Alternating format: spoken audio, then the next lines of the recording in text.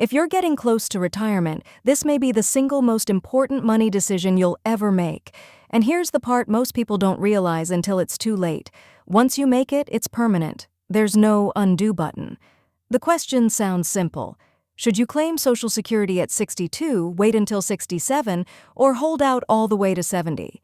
The difference between those choices is not small.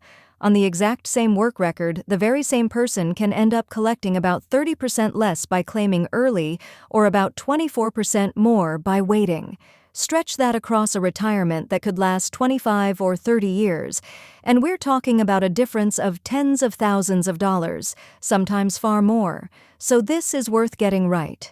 Over the next few minutes, I'm going to show you exactly what you receive at each age, walk you through a real example with real numbers, clear up two of the most common myths that quietly cost people money, and then give you 3 honest questions that will point you toward the right answer for your situation. No hype, no scare tactics, just the math, and how to think about it clearly. Before we start, one quick note. This is for education only, it's not financial advice, and I'll say a bit more about that at the end. All right, let's get into it. First, you need to understand the one number that everything else is built on. Social Security calls it your primary insurance amount, but you can simply think of it as your full benefit. It's based on your highest 35 years of earnings, and it's the amount you'd receive if you claim at exactly your full retirement age.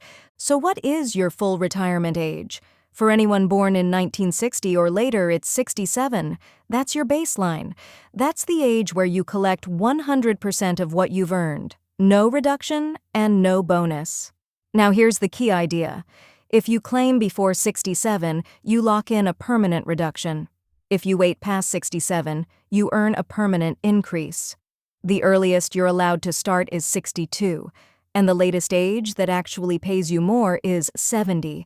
Waiting beyond 70 gains you nothing at all, so 70 is the ceiling. Now let's look at what each age actually does to your monthly check. I'll measure everything against that 100% baseline at 67. If you claim at 62, the earliest possible age, you receive about 70% of your full benefit. Let that sink in. You're giving up roughly 30% permanently for the rest of your life. If you claim at 63, it's about 75%, at 64, about 80%, at 65, about 87%, at 66, about 93%, and then at 67, you reach the full 100%. But it doesn't stop there. If you keep waiting, Social Security rewards you with what are called delayed retirement credits, about 8% more for every year you hold off. So at 68, you're at 108%. At 69, 116%, and at 70, you reach 124% of your full benefit. Think about the span of that. From 70% at 62, all the way up to 124% at 70. Your monthly check at 70 can be nearly double what it would be at 62, for the exact same work record. That is how much this one decision matters. Let me put real dollars on it, because percentages can feel abstract. Meet David. If David waits until his full retirement age of 67, his benefit works out to $2,000 a month. Now watch what his timing does to that number. If David claims at 62, he gets about $1,400 a month. That's around $16,800 a year. If he waits until 67, he gets the full $2,000 a month. $24,000 a year, and if he holds out until 70, he gets about $2,480 a month. That's nearly $30,000 a year. So the gap between claiming at 62 and claiming at 70 is more than $1,000 every single month for the rest of his life. And it actually grows over time because Social Security adjusts for inflation almost every year. For 2026, for example, benefits went up by 2.8%. That raise is applied to your check, so the larger your check, the larger every future raise on top of it. For a little context, the average retired worker collects about $2,071 a month in 2026. Now, at this point, a lot of people are thinking, but wait, isn't money in my pocket now worth more than money later? And that is a completely fair question. So let's deal with it head on. When you claim at 62, you start collecting 5 years earlier than the person who waits until 67 and 8 years earlier than someone who waits until 70. That's a real head start. You're banking checks while they're still waiting.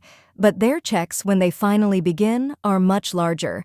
So somewhere down the road, the person who waited catches up and then passes the person who claimed early in total lifetime dollars. That moment is called the break-even point.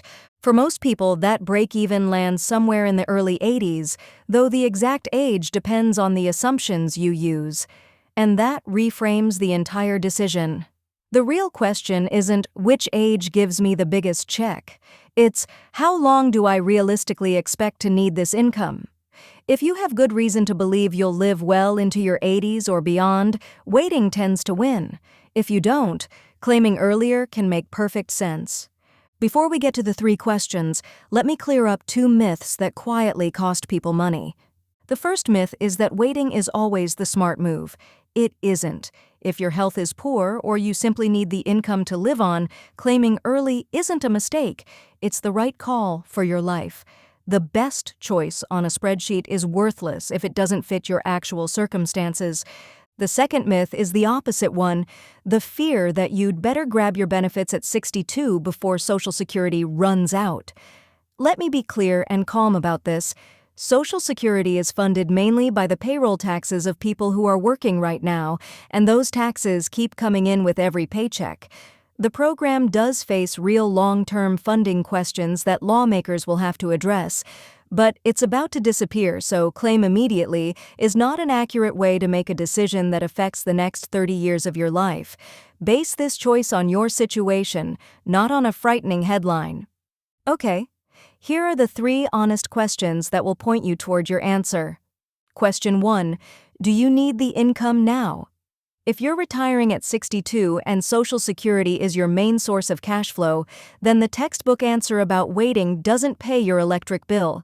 Claiming early can be a perfectly sensible, even necessary, choice. Your real life comes first.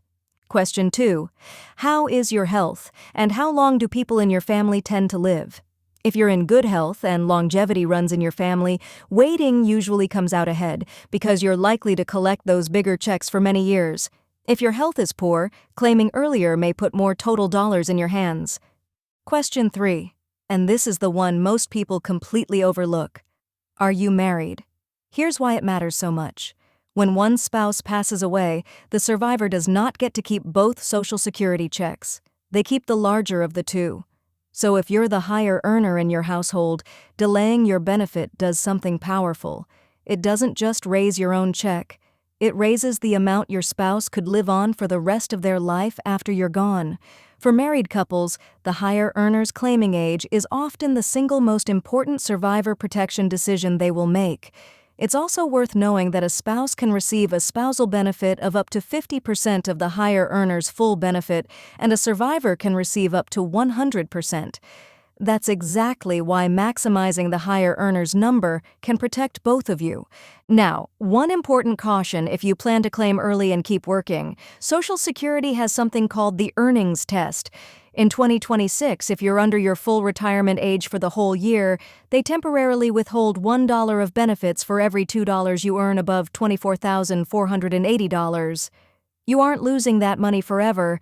It's credited back to you later in the form of a higher benefit once you reach full retirement age, but it catches a lot of people by surprise when they claim early while still on the job. So factor that in. So let's bring it all together into a simple 3-step plan you can act on this week. Step 1. Get your real number. Don't guess, and don't rely on rules of thumb. Go to ssa.gov and create a free My Social Security account. It will show you your actual estimated benefit at 62, at 67, and at 70. Those are your real numbers based on your real earnings, not an average, not an example. Step 2. Answer the 3 questions honestly.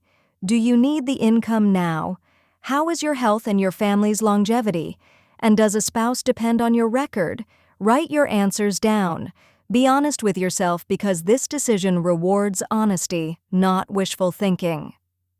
Step 3. If you're the higher earner and you're in good health, seriously weigh delaying. For a lot of people in that position, waiting is the largest guaranteed inflation-protected raise they will ever receive, and it quietly protects the person they love most. Here's the bottom line. There is no single right answer that fits everyone.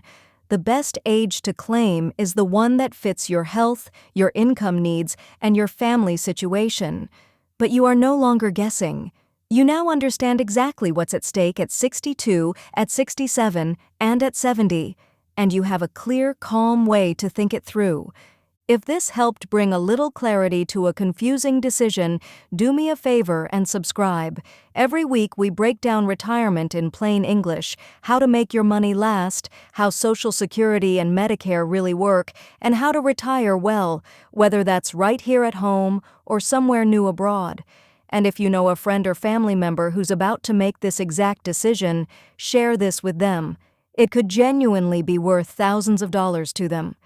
Thanks so much for watching, and I'll see you in the next one. And one last thing. This channel is for educational and entertainment purposes only, and it is not financial, tax, or legal advice. Everyone's situation is different, so please confirm your own numbers at ssa.gov and talk with a qualified professional before you make your decision.